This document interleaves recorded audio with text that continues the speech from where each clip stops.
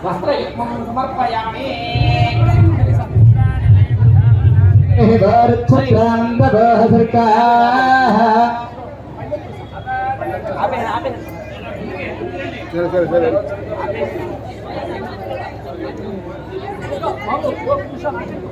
స్వామి అయ్యా నీళ్ళు ఎవరో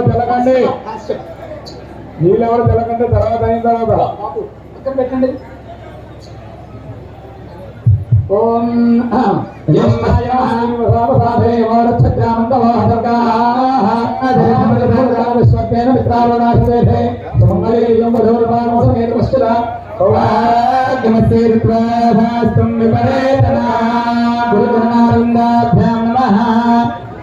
వస్త్రధారణానంతరం శుద్ధాత్మయం సమర్పయామి ధర్మేష్ఠిగౌరవం గృహీత్వా భూత్తరో గురుః తదో వాప్య గౌరవం శ్రీయానంద గురుర్నమః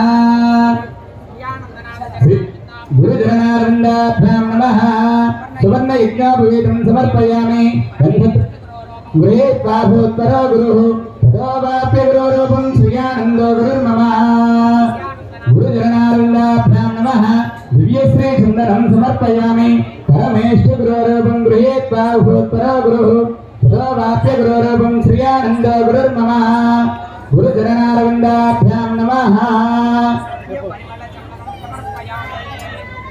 గంధస్యోపలంకరణార్థం అక్షతాన్ సమర్పయామి ఓం గృహీత్వా భూత్తరో గురుః తదో వాప్య గురోరూపం శ్రీయానంద గురుర్నమః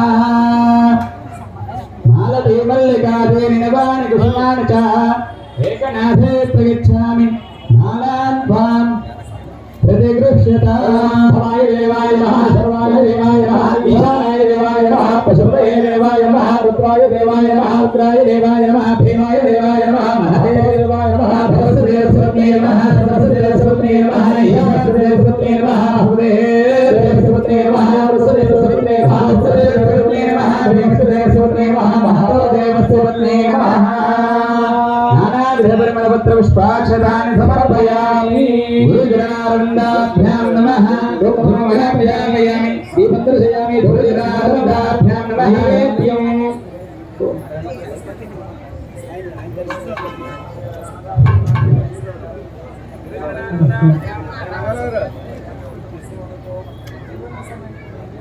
गुरुचरणारविन्दाभ्यां नमः अमृतनिवेदनं समर्पयामि ओम प्राणाय स्वाहा ओम अपानाय स्वाहा ओम ज्ञानाय स्वाहा ओम दानाय स्वाहा ओम सुदानाय स्वाहा मध्ये मध्ये उदकपानकं समर्पयामि अमृताभिधानमसि उत्तरावृतं समर्पयामि हस्तो वृक्षालयामि पादो वृक्षालयामि मुखे अधारं समर्पयामि ताम्बूलं परमेष्ठ गुरोरूपं गृहीत्वा भूत्तरो गुरुः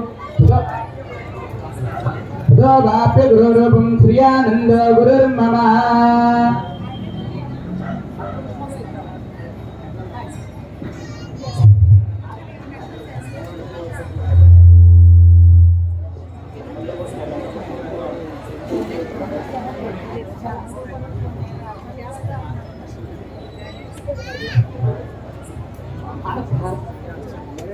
ओम परमेष्ठ गुरोरूपं गृहीत्वा भूत्तरो गुरुः ततो वाप्य गुरोरूपं श्रियानन्द गुरुर्मम सम्राजं च विराजं चाभिश्रीर्याचनो गृहे लक्ष्मीराश्रयमति सुन्दरश्रीरस्तु समस्तमङ्गलानि भवन्तु नित्यश्रीरस्तु नित्यमङ्गलानि भवन्तु कर्पूरमङ्गलं नीराजन्द्रस्य नीराजनानन्तरं पार्वती पदये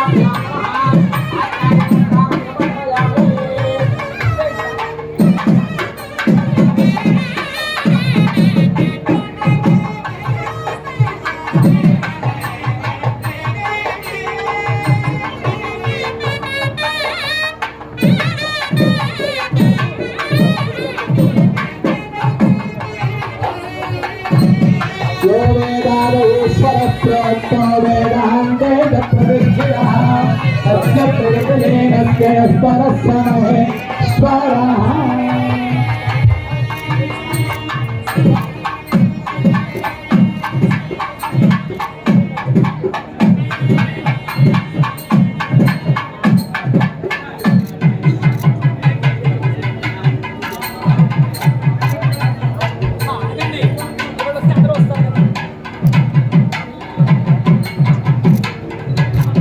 అందరూ కూడా గురువు గారికి నమస్కారం చేసుకుంటారండి.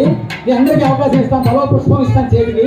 గురువు గారి దగ్గర వేసి నమస్కారం చేసుకుంది. ఇప్పుడు డిస్టర్బ్ చేయకండి, చెప్పాను కదా కొద్దిగా ఇబ్బంది పడతారు.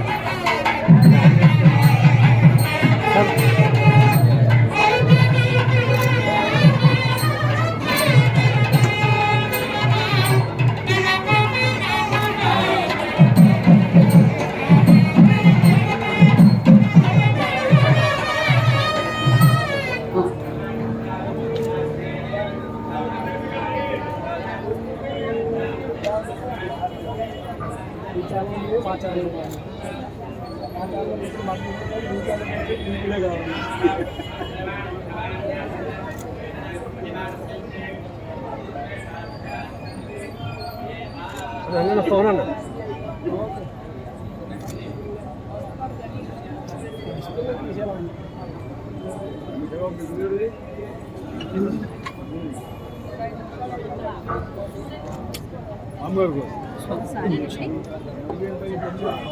ఇలా ఇలా కెమెరాలో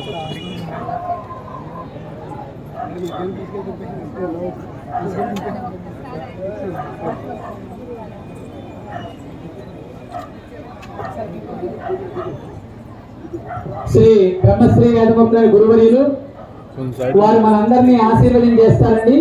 ఒక్క నిశ్శబ్దంగా అందరూ కూర్చోండి. కొంచెం సైడ్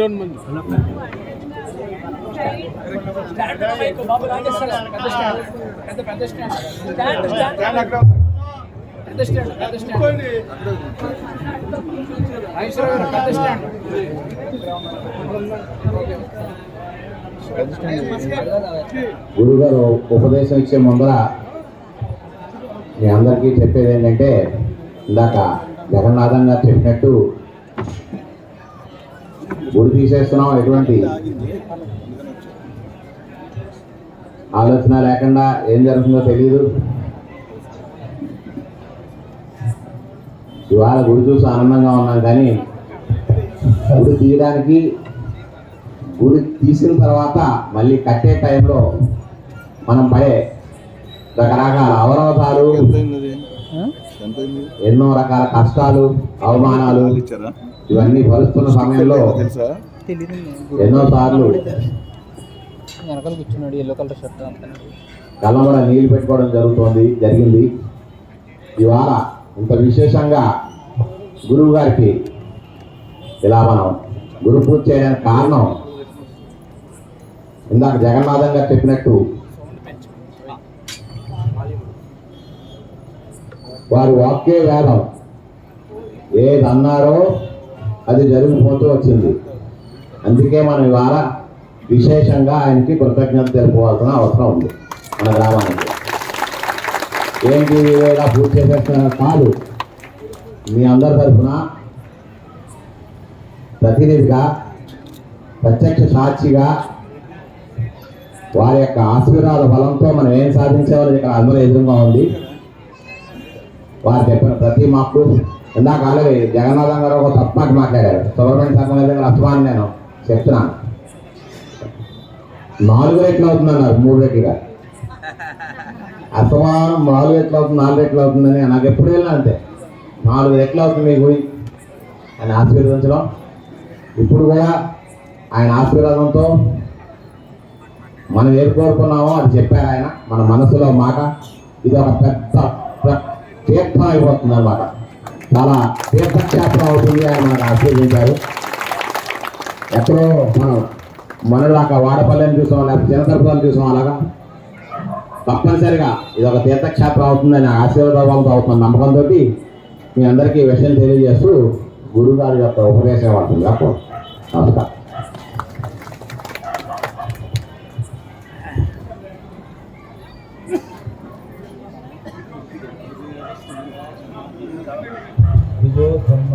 విమోచన వేరేణ్య నిదాస్మత ఏ సమితి యొక్క అఖండ జ్యోతి జీవితం ధర్మమందు ప్రబోధం చేస్తుంది. అఖండమైనటువంటి ఆ సమితి యొక్క తేజస్సుని నమస్కారం చేస్తున్నాను. అఖండమైన ఆ తేజస్సే శివ. వశికాంతం శివోజ్ఞేయ. వశి అనే పదం తిరగేస్తే శివ అయింది. శివ అంటే అఖండ జ్యోతి అని.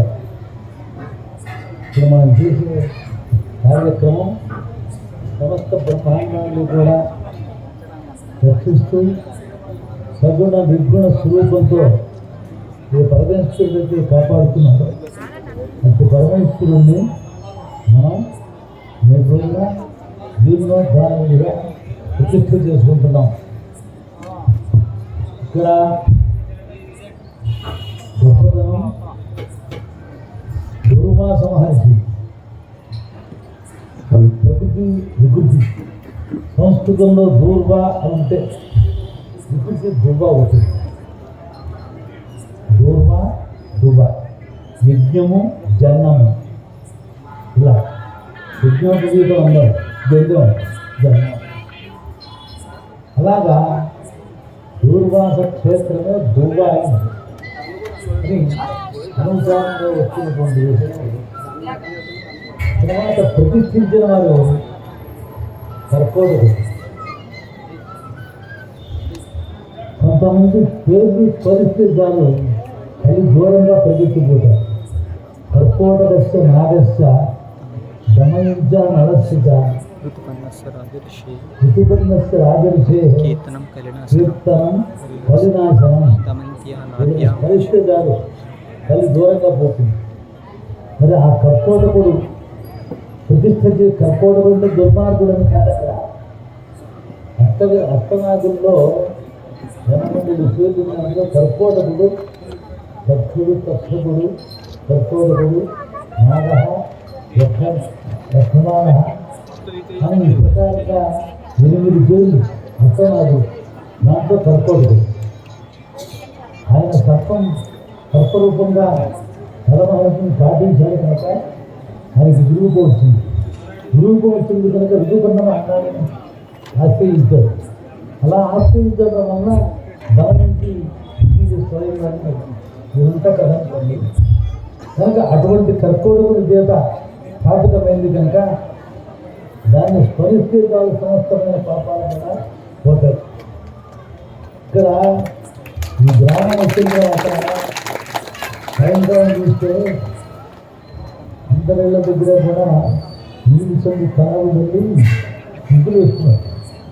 ముగ్గులు సంధ్యాదీపం పెడుతున్నారు. సాయంత్రం ఏది ఇష్టం ఉంటుందో ఏది తెలియదు కానీ చూసేవారు. ఎక్కడా లేదు ప్రాచీన సంప్రదాయం. ఏ ఇంటనైతే ప్రాతకాలం ముందు సాయంకాలం కళాపు బళ్ళు ముగ్గులు వేస్తారో ఆ ఇంట భగవంతుడు వస్తారు, లక్ష్మీదేవి వస్తుంది. ఏ ఇంటనైతే ఇవి జరగవో ఆ అత్తగారు వస్తుంది. గడిలో అది ఒక గుబ్బలో ఉన్న గొప్ప విశేషం చూశాను. దాని తర్వాత మా తీసుకున్నటువంటి వసతి వాసుదేవ సర్వనిధి సమహాత్మ సుదుర్లభ. అది ఎందుకు వాసుదేవనే వస్తున్నాయి. ఇంకో నిజ కృష్ణ వస్తున్నదా అతనికి అటువంటి రోజు ఇచ్చారు మాకు అసలు భావం. అంటే ఇది స్థితిస్తూ చెప్పడం కాదు. స్థితి కూడా బద్దులు గుణా విధానం స్థితి పొగడత వేరు, స్థితి వేరు. లేని విషయాన్ని ఆరోపణ చేసి పొగడతారు. వాడు రావణాసురుడు లడ్డు రామారావుని పేరు పెట్టారు, రాముడు అని పేరు పెట్టారు. దాన్ని పొగడటం అంటే తప్పు. పొగడతలు వేరు, స్థితి వేరు. గ్రామాన్ని స్థితి చేస్తాం. ఇంకా ఇంకోసారి వచ్చాను మళ్ళీ మొన్న జీర్ణోద్ధార సమయంలో వచ్చాను. ఈ గ్రామం ఒక ప్రశాంతతలు ఇస్తుంది. చాలా ప్రశాంతతలు ఇస్తుంది.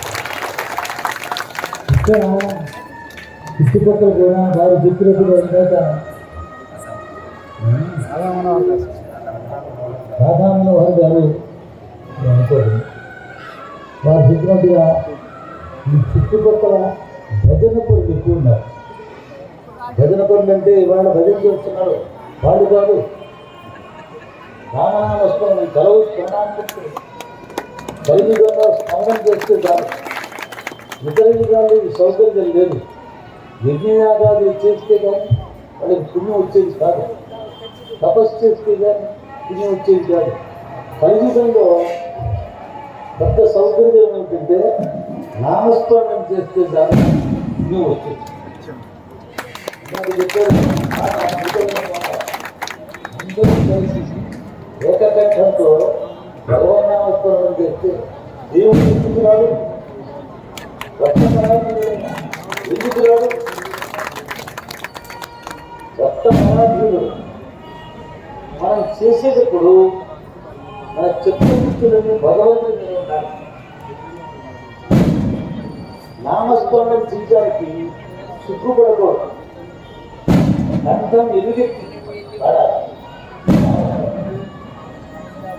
అప్పుడు ప్రాణ ప్రయాణ సమయంలో నీ పేరు స్మరించగలను వాటక బరువులు చుట్ట వేస్తాయి. ఒకరు ప్రాణం పోయేటప్పుడు మనం చూస్తే అర్థమవుతుంది. ఎప్పుడో చేద్దామనుకుంటే గుర్తు నిత్యంలో అభ్యాసం ఉంటాయి. నిత్యంలో అభ్యాసం ఉంటే దేహాన్ని సాధించేటప్పుడు అప్పుడు గుర్తుకు వస్తుంది. తప్పకుండా చేస్తాం. ఆ భగవంతుడు కష్టం చేస్తారు. అందుకోసం మనం చేయాలి. మన కోరికలు అక్కర్లేదు, అన్నీ కూడా భగవంతుడు తీరుస్తాడు. కోరికలు ఎక్కువగా పెట్టుకోకూడదు. కోరికలు బరువు అన్నమాట. ప్రయాణం చేసేవాడికి చాలా సులభంగా ఎంత ప్రయాణం సామాన్యత ఉంటే మంచిది. కోరికలు లేకుండా మనం వెళ్ళాలి. కోరికలు లేకుండా ఉంటే దేహం చాలా ప్రమాదంగా వస్తుంది. తాత్కాలికంగా యోచన చేయటం కాదు, అది కావాలి. మానవ జన్మ వస్తుంది అవకాశం. పశుపక్షాదులకి ఈ అవకాశం లేదు. బ్రహ్మోహితే దానం అధికో విశేష ధర్మేణ హీన యశిస్తున్నా. ఉత్తమ ధర్మం ఏది అంటే స్మరణానికి నామస్మరణ అన్యోపాన నహిపశ్చారణ భవదనే. ఈ సంసారం నుంచి ధరించాలంటే నామస్మరణం జరిగితే ఇంకో మార్గం లేదు. నామస్మరణం చాలా అద్భుతంగా చెప్తారు. ఈ రోజుల్లో కావాలంటే యజ్ఞయాగాది కర్మలు అనుష్ఠించలేము. అనుష్ఠించడానికి ఉంటారు. వాళ్ళకు మన పుణ్యాన్ని అప్పచెప్తారు. లోకాస్తమస్త సుఖినో భవంతు అంటారు. అందరికీ పుణ్యం, కానీ అందరూ చేయలేరు. అందరూ వేదాధ్యయనం చేయలేరు, అందరూ తపస్సు చేయలేరు. మరి సోమం మార్గం నామస్మరణ దీనికంటే కూడా చాలా గొప్పది. దీనికంటే కూడా చాలా గొప్పది. భాగవతంలో ఇది తీసుకుని చదువులు అయిపోయినాయి గురించారు. ఎంతో దూరం కొత్త భగవాన్ తీసుకుని ఏం చెప్తానికి లేదు. అప్పుడు ఇప్పుడు చెప్పాడు, అక్కడ యజ్ఞం జరుగుతుందయా, అక్కడికి వెళ్ళి అడగండి అన్నారు. యజ్ఞం జరుగుతుంది చక్రవర్తి భగవంతుడు దేవతలకి అవిర్భావాలు ఇచ్చాం.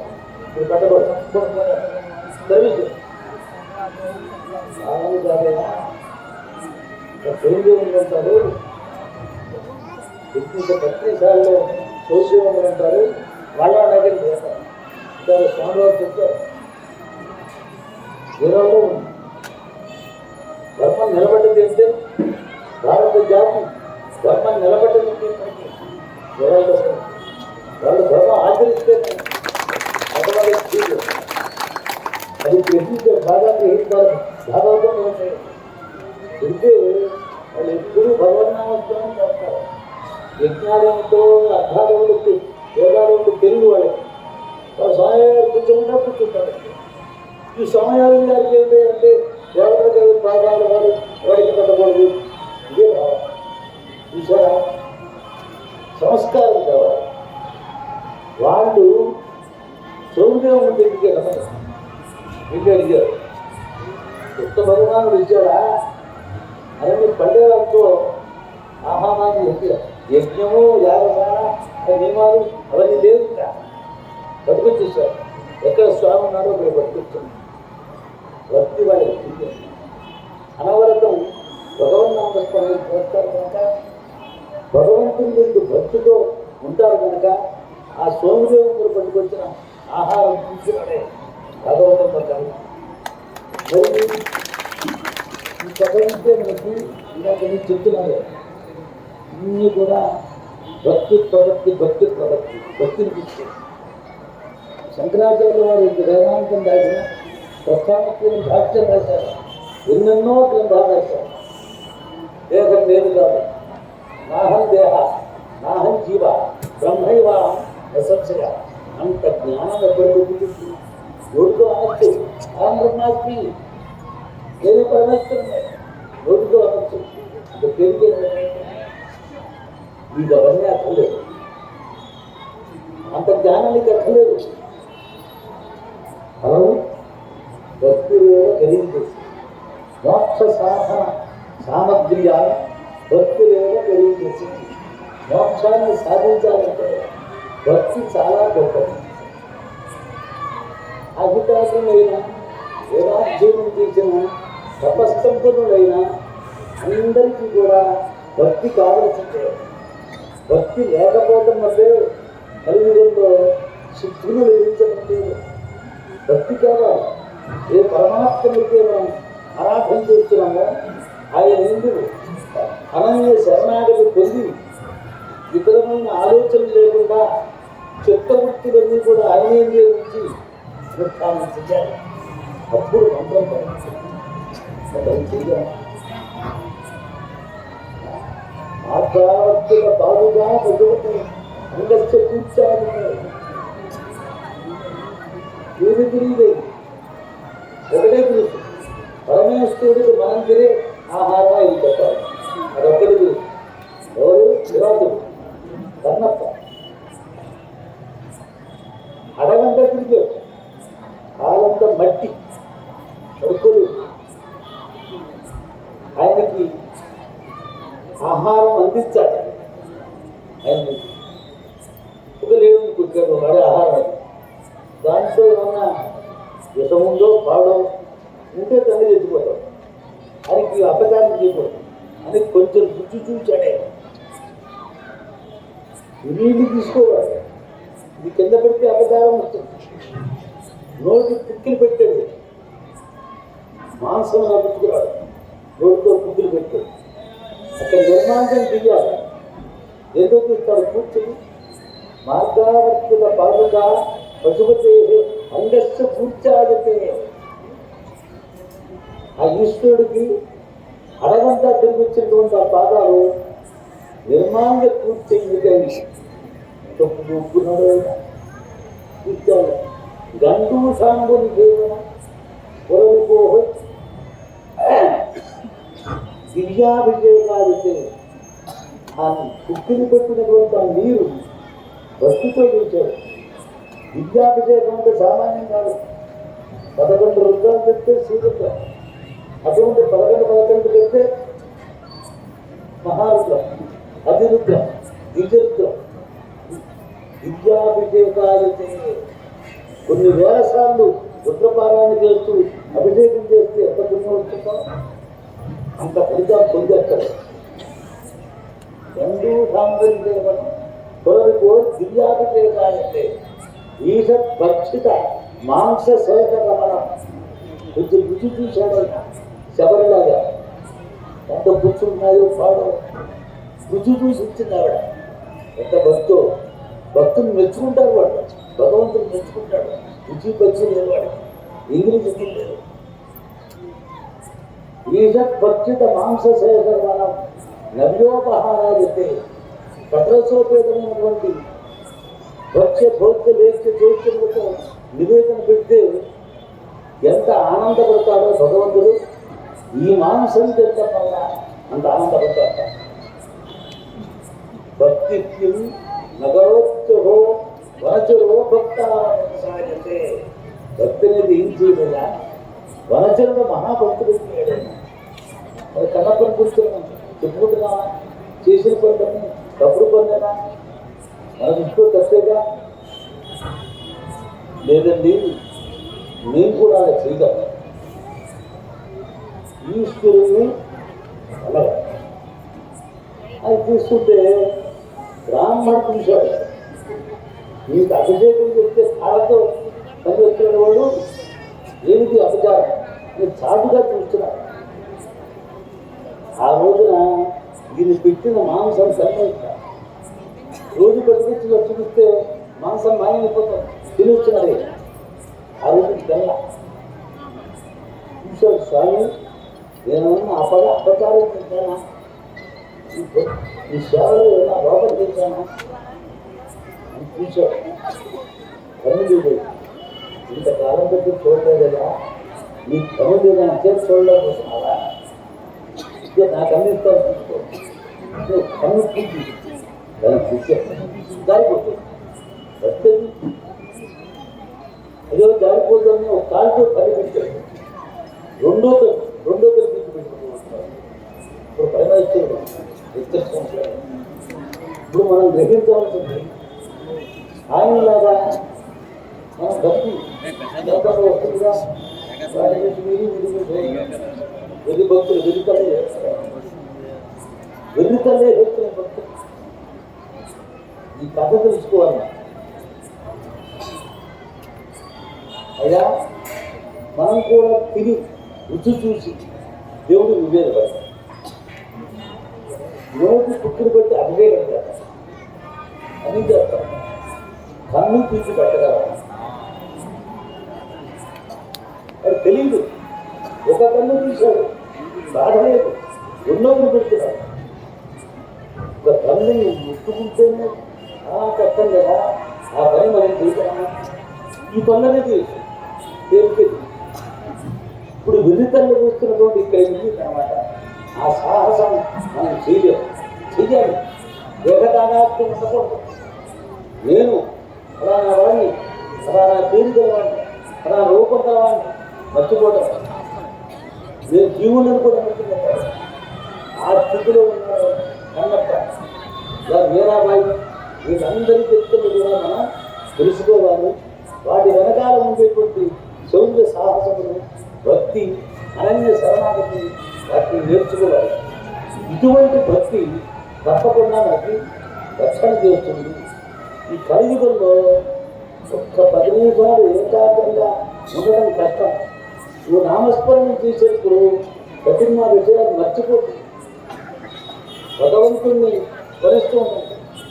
ఈ భక్తి కలియుగంలో భగవంతుడు సంగ్రహంగా మోక్ష సాధన సామగ్రిగా భక్తి వేడగలిగింది. భక్తి చాలా గొప్పది. 3 గొల్ల భాగం. మనుష్య జన్మ రావడం కష్టం. మనుష్య జన్మ వచ్చిందండి ఏదో ఎవరైనా వచ్చి ఎవరిదో చెప్పుకోవడం, ఎవరినో చెప్పుకోవడం. ఈర్ష్య, ద్వేషం, సంభవం, అసూయ, లేనిపోని దుర్గుణాలన్నీ మన దగ్గర ఉంటాయి. ఒక్కదాన్నే పోగొట్టుకోవడం భగవంతుని ఇది దుర్గుణాలు పోగొట్టుకుంటూ భగవంతుని సేవ చేయాలి. ఇది అభ్యాసం. వేదాంత చేయ కళ, తపస్సు చేయ కళ, యజ్ఞయాగాది కర్మలు చేయ కళ. భక్తితో అనన్య శరణాగతి కావాలి. శరణాగతి కావాలి. తలకాయ వంచాలి. నాకంటే ఇంకోటి లేడు అనుకోండి, నా గురించి స్తోత్రం చేస్తున్నాడు. ఎక్కువ జగన్నాథం రామారావు గారు చాలా స్వీట్. ఎందుకంటే ఆ మాటలు మీకు రక్షించుకుంటున్నాయి. కానీ యథార్థం మాత్రం యోంత ప్రవిష్ట మమ వాచమినా ప్రసుప్తాం సంజీవయతి అఖిల శక్తి ధరస్వరా అన్యాంశ హస్తకర్మ పదాది ఆనందమో భగవతి రూపానికి 5 ఏళ్ల బాలుడు ధ్రువుడు నారద మహర్షి ఉపదేశం చేస్తే నారాయణ శాస్త్రి ఉపాసన చేశాడు. ఏం తెలియలేదు, ప్రపంచం తెలియదు, ఉపాసన చేశాడు.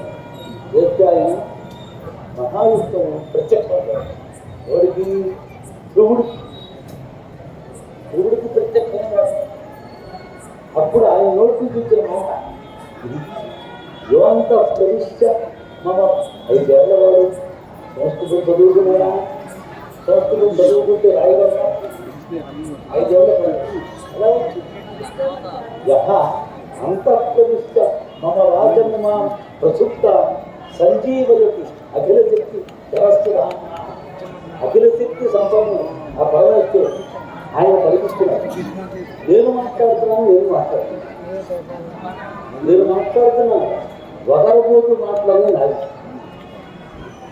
నేను మాట్లాడుతున్నాను నిజమైన మాటలనే ఆయన. ఒకరిపోతూ మాటలు అసత్యం, నోటికి ఇష్టం వచ్చిన మాట్లాడుతుంటాను. ఆత్మనస్తవ పరస్తవ దాని గురించి జాగ్రత్త. నాకు సంతం తగ్గించండి అని చెప్పేసాను. ఈ సమానమా సమానమా ఇటువంటికి కొంచెం మాపోటి వాళ్ళకి ఎఫెక్ట్గా ఉంటాయి. ప్రపంచం మీరేం అనుకోకూడదు. ఈ స్థుతులు ఇవన్నీ కూడా మనకి కావు. పరా పశ్చింది మధ్యమ వైఖరి అని 4 వాక్యాలు ఉన్నాయి. అందంలో ఉంటాయి. మనిషి జన్మెత్తిన తర్వాత అందంలో ఉంటాయి. మనకు తెలుసుకోలేదు. నోటితో మాట్లాడే మాటలే సఫలం. ఒక్క శబ్దం చాలు. ఏకశబ్ద సుప్రయుక్త స్వర్గీయ లోకే కామతి ప్రవృత్తి. ఒక్క మాట చక్కగా పలకండి. స్వర్గలోకంలో సామర్థ్యం వాడిని పతంజల మహర్షి చెప్పాడు. అన్ని మాట్లాడతారే నోటికి వచ్చేవన్నీ కారుపోతాయి. ఇలా కారుపూతలు కాకుండా మాటను జాగ్రత్తగా పొందిగా జాగ్రత్త పరుచుకో. ఈ మాట్లాడుతున్నది అర్థాశక్తి లోపల ఉంది. 4 రాత్రులు పరాశక్తి రూప పశ్చంతి పరదేవత. పరా పశ్చంతి మధ్యమ వైఖరి అని ఈ పరావాక్కు యోగులకు వినిపిస్తూ ఉంటుంది. ఓంకారం లోపల నుంచి నాభికో అని పశ్చంతి వాక్కు ఋషులు కవులు వాళ్ళు పశ్చంతి వాక్కు వాళ్ళు దర్శిస్తారు. అందుచేతనే ఏది చూడకపోయినా చూసేట్టుగా రాసేస్తారు. వాళ్ళు అది చూడక్కలేదు. దర్శనాత్ ఋషి, దర్శించిన వాళ్ళే ఋషి. ఎన్నో బ్రహ్మాండంలో ఉన్నాయి. అడుగున కూడా అది దర్శించేస్తారు. ఋషులు అంటే వాళ్ళు దర్శనాత్ ఋషికి. కవి కూడా కావ్యం రాస్తున్నాడంటే ఋషిక అంటే కావ్యం రాయలేదు. వీళ్ళు పశ్చింతి వాక్కు దర్శించారు. మధ్యమ వాక్కు గంటకు. మనం సత్యం మాట్లాడటానికి ప్రయత్నం చేస్తూ కావలసిన మాటలు మాత్రమే మాట్లాడుతూ పొల్లు మాటలు లేకుండా చకరాలు లేకుండా చక్కగా పొందిగ్గా మాట్లాడతారు. ఆ పశ్చంతి వాక్కు నుంచి మంచి మాట్లాడతారు. వైఖరి వాక్కు. ఇప్పుడు మీరన్నారు ఇందాక, మీరన్నారండి 9 రోజులు అయిపోయిందండి, 4 వ్యక్తులు వచ్చిందండి అన్నారా? ఎవరు? సత్యం ఏంటి?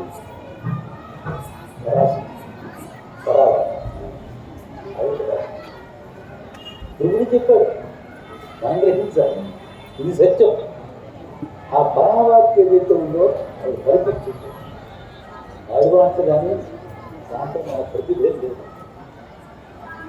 ఈ యొక్క కరచరణాది ఇంద్రియాలు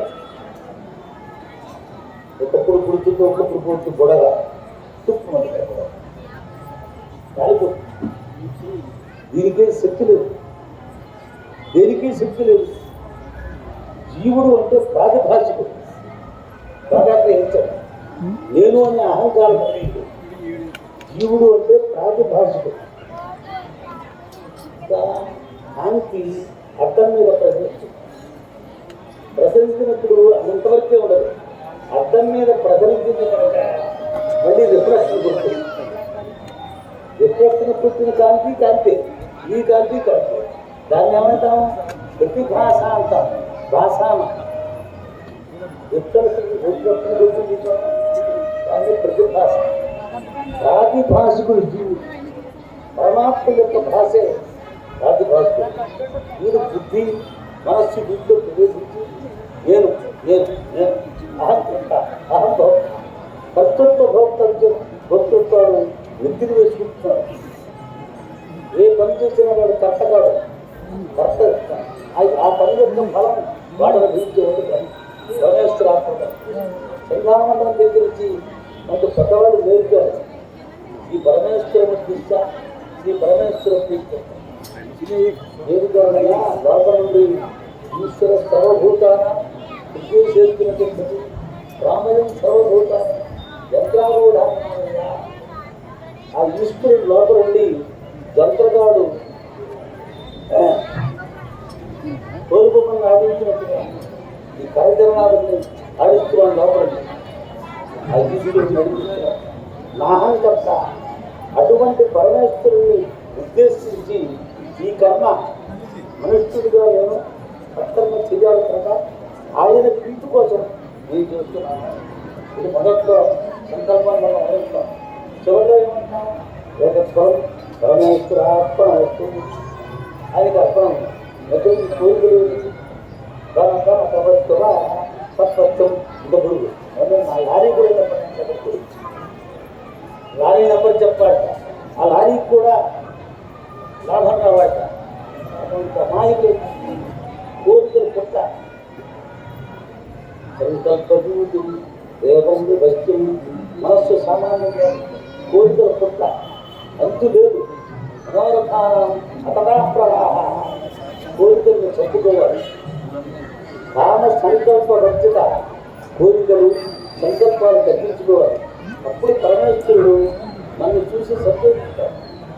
కోరికలు ఉన్నవాడిని ఎక్కడైనా నాలుగు రకాల భక్తులు ఉన్నారు. పక్కన 4 రకాలు: ఆర్తో, జిజ్ఞాసు, అర్థార్థి, జ్ఞానీజ, భద్రకభ. అర్థుడు ద్రౌపది ప్రసాదు అర్జుడు అర్థుడు. గజేంద్రుడు నేను అనుకున్నది సేపు రాలేదు. నేను చేశాడు. నీదే తప్పరం జరిగాడు. అరణ్య శరణాగతి పొందాడు. అప్పుడు వెంటనే వచ్చి చక్రవర్తి ఏనుగుని రక్షించాడు. వాళ్ళు ఆర్తులు అన్నమాట. ఆర్తితో భగవంతుడిని స్తోత్రం చేయాలి. జిజ్ఞాసు భగవంతుడిని తెలుసుకోవాలని ఉద్దేశంతో కొందరు సాధన చేస్తారు. అర్థార్థి ప్రయోజనాన్ని అపేక్షించి భగవంతుని నామం చేస్తారు. కానీ నేను భక్తుల్లో దాసవుతే నా తలనీలాన్ని ఇప్పిస్తాను. ఇప్పుకోవాలి కూర్చోవాలి. 700 దుర్గాన్ని కాపానికి కానిచ్చారు. 700 దుర్గాన్ని కాపానికి దానిచ్చారు.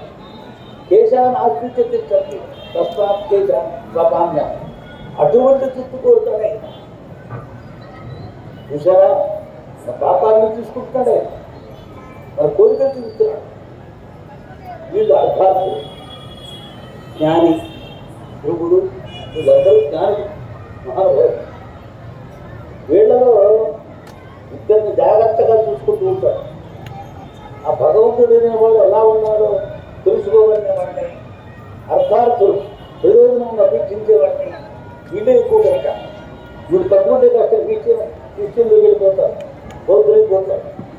కోరికలు తీర్చాలి. అయినా నువ్వు కోరికలతో చేయించదు అయితే నా మాట వింటావు.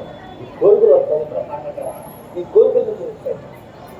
చుట్టూ తిరగాలాగా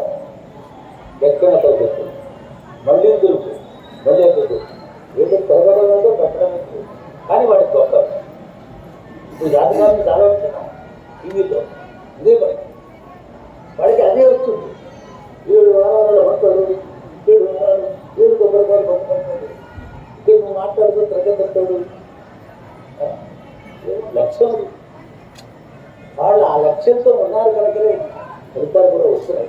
తప్పంటం లేదు, ఒక లక్ష్యం కావాలి. ఇది విధి విధానాలు ఉన్నాయా, ప్రమాణ వాక్యాలు ఉన్నాయా, అదంతా తెలియదు. వాళ్ళకి కావలసింది కోరిక నెరవేర్చాలి, ఏదో లక్ష్యం పెట్టుకుంటారు.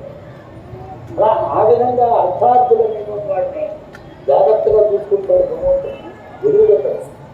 కనుక కోరికలతో మనం భగవంతుడిని ఆరాధించిన ఎప్పటికైనా కోరికలు తక్కువ అనేది నేను చెప్పేది.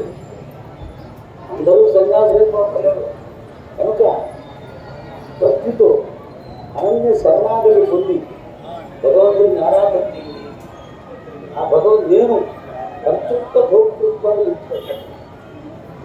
నేను కర్తని అనుకోవద్దు, ఇగో వద్దు, ఇగో వదలండి. నేను అనే ఇగో ఉంది, ప్రతి ఒక్కడికి ఉంటుంది. ఆ ఇగో వదలాలి. భగవంతుడు దగ్గర తీరుతాడు మాట. మైత్రియాది శాసనాలభ్యా అటువంటి వాళ్ళు దానం అనేది వాళ్ళు కొంచెం ఎక్కువ కలిగించే మాత్రం ఎక్కువ ఉపన్యాసం లేదు.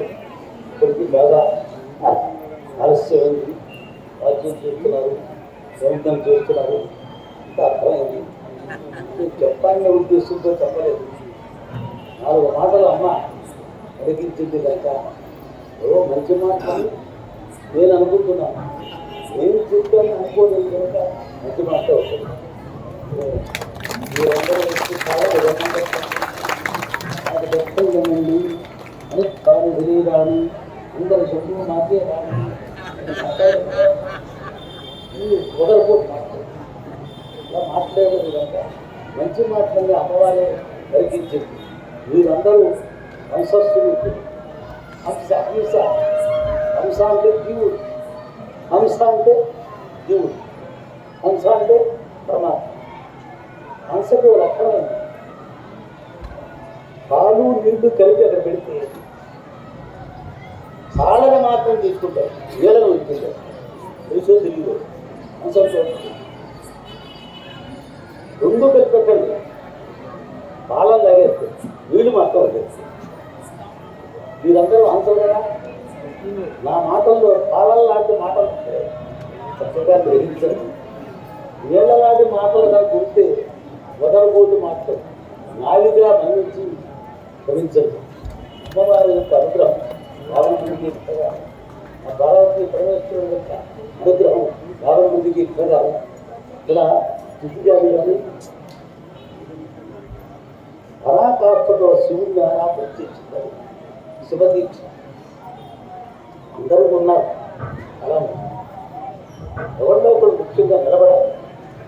అలాగే రామారావు గారు, మా జగన్నాథం బయటికి జంజాలు జగన్నాథం పేరు జరుగుతుంది. శుభ జగన్నాథం అది ఈ పేరునే స్మరించినట్ట అతను సమాజం పెట్టుకోవడం.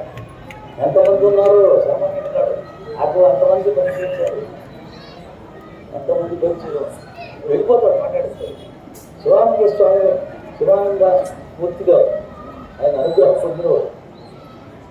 ప్రతిష్టా కలాపం అంతా చేస్తారు. గ్రంథాన్ని రాశారు. అది గురించి ఎంత కనే చేయొచ్చుగా, ఇది కనే చేయొచ్చు కదా. ఇది లేదు. మన ఊళ్ళో దానికి తెలిసిన విషయాలు మన దానికంటే ఎక్కువ అనే భావనతో నన్ను పట్టుకున్నాడు. నేను కూడా తీసుకొచ్చారు. సరే భగవంతుడు దేవల్ల ఆ దూర్వాసుడికి మాకు శ్రీవిద్యా సంబంధం ఉంది.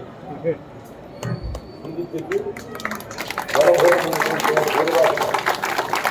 యోగాట మహత్తి దువ్వ నిజంగా దువ్వ అయినప్పటికీ అటువంటి సంబంధం ఆనందాన్ని కలిగిస్తుంది.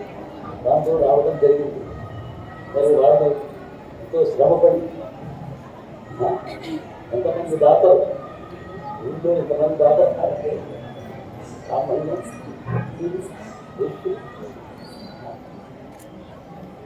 హెచ్చుతగ్గులు మనం మాట్లాడకూడదు. ఎవరికి ప్రాప్తంతో చేస్తారు. చేసిన దాంట్లో ఒక్కదాన్ని నేను ఆలోచిస్తూ వైష్ణుడి కంటే క్షత్రియులు ఎక్కువ పాల్గొన్నారు. అదొక భాష ఉంటుంది. ఇక్కడ అందరూ కూడా భగవంతుని సేవలో గొప్పవారు. వైవర్ణికుల యొక్క బలహీనత. ఈ కలియుగంలో బ్రాహ్మణుడు దానం చేయడం కష్టం. దానం చేయడం ఇది లేదు. ప్రతిగ్రహణమే. ఎక్కడ పడితే అక్కడ ఎంత పాపం చుట్టుకుంటుందో ప్రతిగ్రహం. ఇది లేదు. ఇక్కడ దానం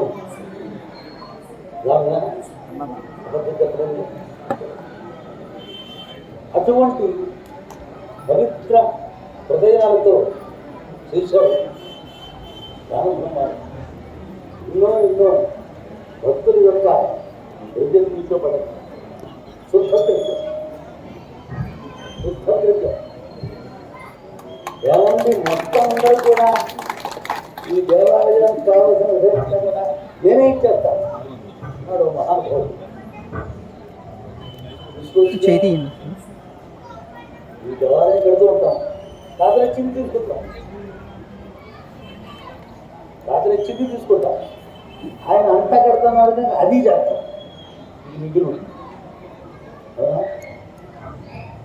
ఇది మిగులు. కానీ ఒప్పుకున్నారా లేదు.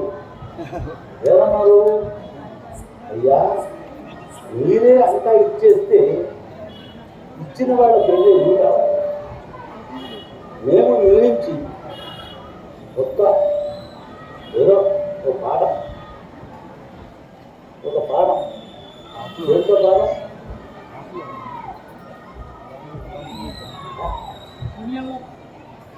పాఠం. అది మాకు చాలు. వరదంత మహర్షి యొక్క పరిస్థితి కలిగించి ఇది నిజమేనా? ఈ మాట నిజమేనా? ఎక్కువ అక్కర్లేదు, నాకు ఇది చాలు అన్నమాట నిజమేనా? చెప్తున్నాను. అంటే కలియుగంలో వచ్చింది ఆమె బిడ్డనే, ఎక్కడికే తెలియదు.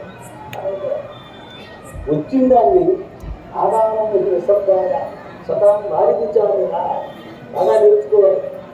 సంపాదించడం కాదు, ఖర్చు పెట్టాలి, వితరణ చేయాలి. రోజుకి 20,000 మందో 10,000 మందో రోజు వచ్చినారు ఇక్కడ అన్న శాంతి తెలుస్తుంది. 3 మంత్రహీనం కలగకూడదు, యజ్ఞహీనం కలగకూడదు, అన్నలోపం కలగకూడదు. మంత్రలోపం వస్తే మాది బాధ్యత. మంత్రలోపం లేకుండా చక్రవంతం చేయాలి. ద్రవ్యలోపం లేకుండా యజమానులు చేయాలి. ఏ ద్రవ్యం కావాలంటే ఆ ద్రవ్యం పట్టుకొని పెట్టడమే, వెనకాడకూడదు.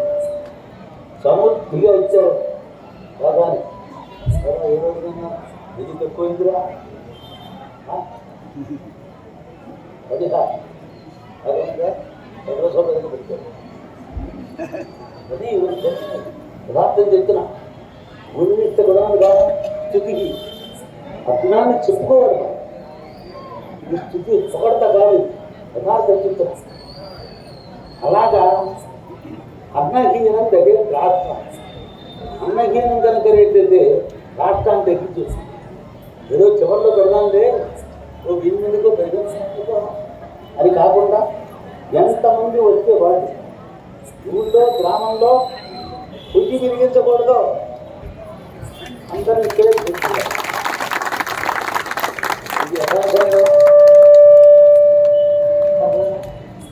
ఇవన్నీ నిజంగా మాట్లాడింది. మరి అది కావాల్సింది. ఆదానం ఇది విసంకాల సతాం వారికి చాలు. మేఘాలు అవి ఏం చూసుకుంటాయి? ఏమని వదిలేస్తాయి, చూసుకుంటాయి. నాకే ఉంటుంది. మహాత్ముల యొక్క సంపద దానం వితరణకే కానీ దాచిపెట్టుకోవడానికి కాదు. ఈ సత్యాన్ని గ్రామస్తులందరూ కూడా గ్రహించాలి. ఇంతకంటే పవిత్రమైనది లేదు. కలియుగంలో ఇది దొరకటం కష్టం. వచ్చిందల్లా తీసుకోవటం. ఎక్కడ చూసినా దగ్గర మహాకలి. ఇటువంటి కలిలో దానికి ఏం కావాలో అంతా వస్తుండగా వచ్చిన దాన్ని వితరణ చేస్తున్నారు. వితరణ చేశారు.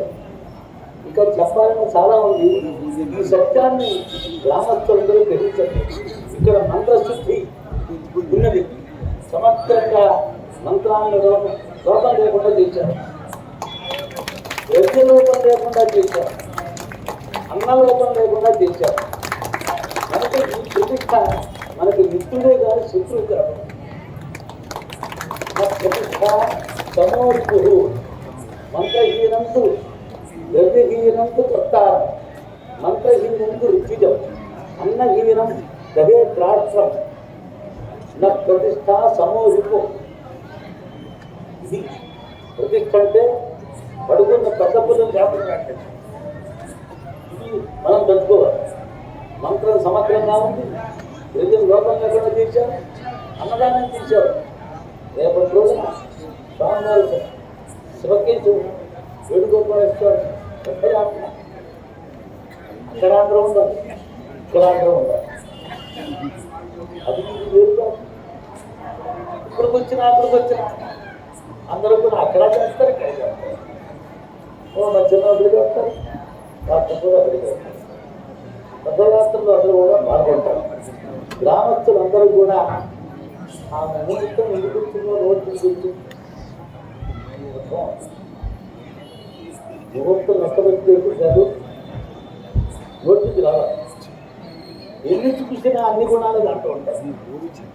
అది మన ప్రయత్నంతో వచ్చే విషయం కాదు, అతీంద్రియ స్థితిలో వచ్చే ముహూర్తం అంటే. ఈ మాఘమాసం ఏకాంటే గ్రామస్తులందరికీ కూడా ఇబ్బంది అవుతుందేమో అంటే. ఎందుకంటే గ్రామస్తులు కూడా ఆలోచించాలిగా, ఇన్ని కావాల్సిందే.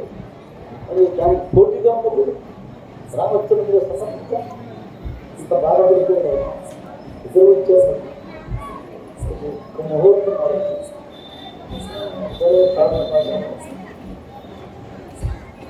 అది వచ్చి అందరూ ఒప్పుకొని మళ్ళీ వచ్చి ఆ ఏకాదశి కార్యక్రమం చేస్తారు. అది ముహూర్తం అంటే. మన ఇష్టం మాట్లాడాలి, రాజులు మాట్లాడాలి. ముహూర్తం అంటే ఒకసారి చిరుకుడు అది సరిగేది శుభముహూర్తం అంటే. ఈ మాటలన్నీ కూడా గ్రామస్తులు గ్రహించారు. ఇక్కడ జరిగినవి చిత్తశుద్ధితో దగ్గర కూడా వ్యవహరించారు. దానికి తగ్గట్టుగానే అమ్మవారు పలికించింది. అన్నీ కూడా బాగా ఆనందంగా ఉంటుంది. ఎంతో ఆనందపడుతున్నాము. ఇక్కడికి వచ్చి మహానందం స్వామివారి యొక్క ఎంత తిరుగుతో గొడవలు ఉండేది. గోతులు ఇదంతా పెంచారు. ఇక్కడి నుంచి 3 అడుగులు మళ్ళీ పెంచారు. రాజ దర్బార్ అంటే అది. దర్బారికి ముందర ఏనుగులు పెడతారు.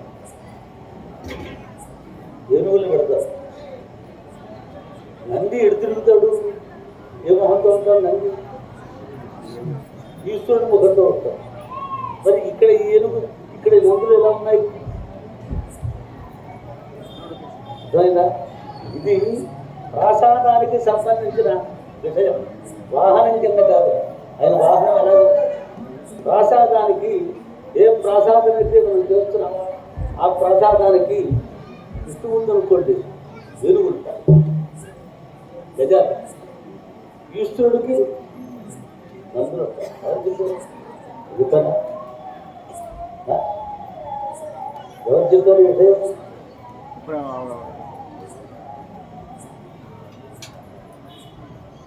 వాళ్ళకే బుద్ధి శివాలయం చూస్తున్నారా? బుద్ధి శివాలయం అందరూ చూస్తున్నారా?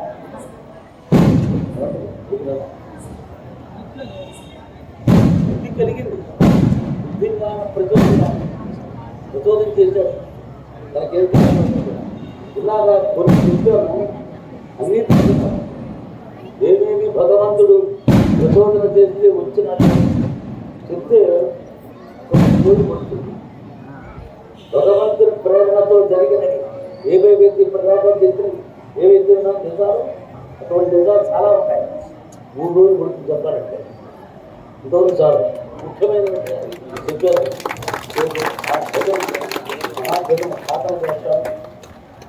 గణపతి, పర్వతవర్ధనులు, నవగ్రహాలు, ఇంకా సరే నాగేశ్వర స్వామి గర్భంలో బాబు అగతి తర్వాత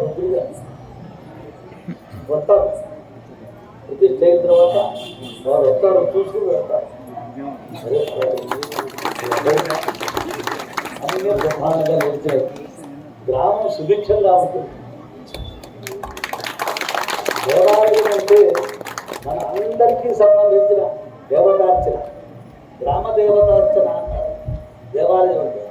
మా ఇంట్లో మేము మాత్రమే పంచాయతీని పెట్టి పూజ చేస్తాం, అభిషేకం చేసుకుంటాం, పర్వదినాలు వస్తే దాన్ని నివేదన పెట్టుకుంటాం. అందరికీ అష్టాది వర్ణములు గ్రామంలో ఉన్న అందరికీ కూడా క్షేమం కావాలి.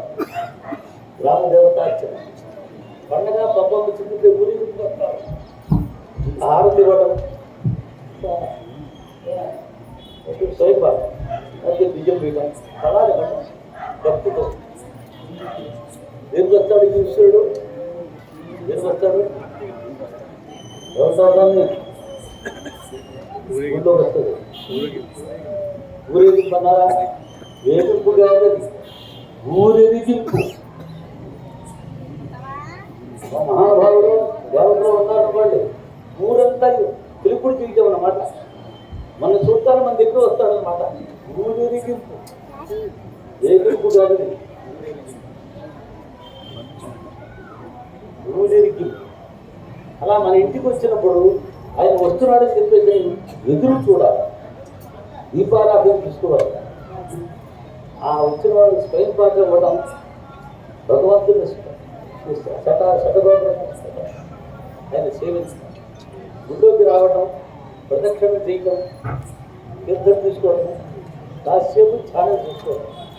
ఏ పండగ పబ్బం వచ్చినా సరే ప్రతి ఒక్కరికి కూడా ఇది గ్రామదేవతార్చన, అందరికీ సంబంధించి అని.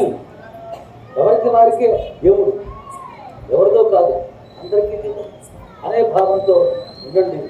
దేవాలయాలు ఆగమంలో చెప్పబడిన విషయాలు ఇప్పుడు నేను చెప్పాను. అందరూ పరమేశ్వరుని యొక్క అనుగ్రహాన్ని పొందండి. ఈ పర్వదినాలు వచ్చినప్పుడు అందరూ కూడా పాల్గొని ఇతోధికంగా భగవంతుని సేవ చేయండి. ఈ గ్రామం ఇతర గ్రామాల కంటే కూడా తేజోవంతంగా ఉంటుంది.